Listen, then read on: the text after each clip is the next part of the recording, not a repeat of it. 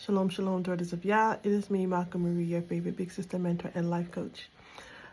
Today is the 6th day of the Omer count. And yesterday at service, Moreh Adonyahu, as we were closing out the feast of Chag HaMatzah, of unleavened bread, he really highlighted, at least for me, the spiritual utilization of this count. Counting 50 days and 7 Sabbaths have to be a part of that count. And it's interesting that something so simple can be dismissed as unnecessary or what's the point, when it's such a simple request that Yahweh asks us to do. It brings to mind a story in the book of Kings, I think it's 1 Kings, where the prophet gave a solution to a problem.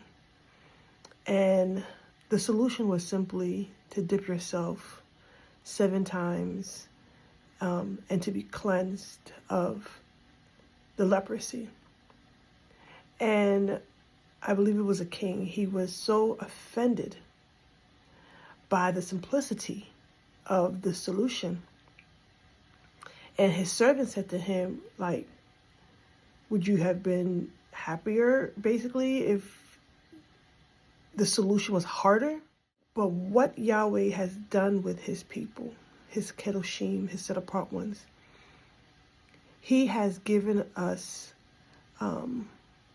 opportunities for discipline, to live a life that is self-controlled and ordered. Sometimes he does it in great ways of fasting all day, or living in tents for 7 days, or it can be simply as easy as counting. Think about that. Why is these things that's so easy seems to be so hard? But what Moreh brought out yesterday was that these 50 days is just not days for us to be counting, to practice our counting skills, but it is an opportunity for us to be intentional with our spiritual refinement. Spiritual refinement. I was speaking with my daughter about it yesterday after service, and she looked up the word refinement, and it means improvement by little steps.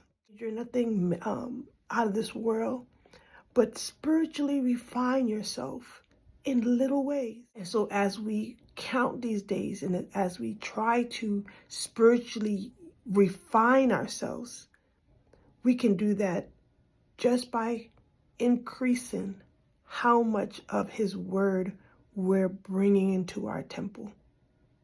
The word, like Moreh said, it doesn't happen by osmosis. You can't have to ingest the word of Yahweh.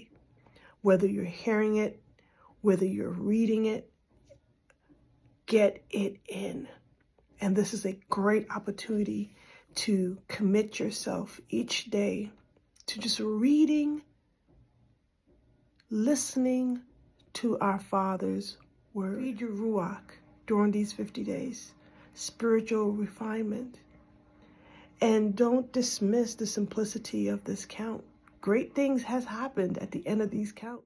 Yahushua fulfilled his promise that the Comforter will come.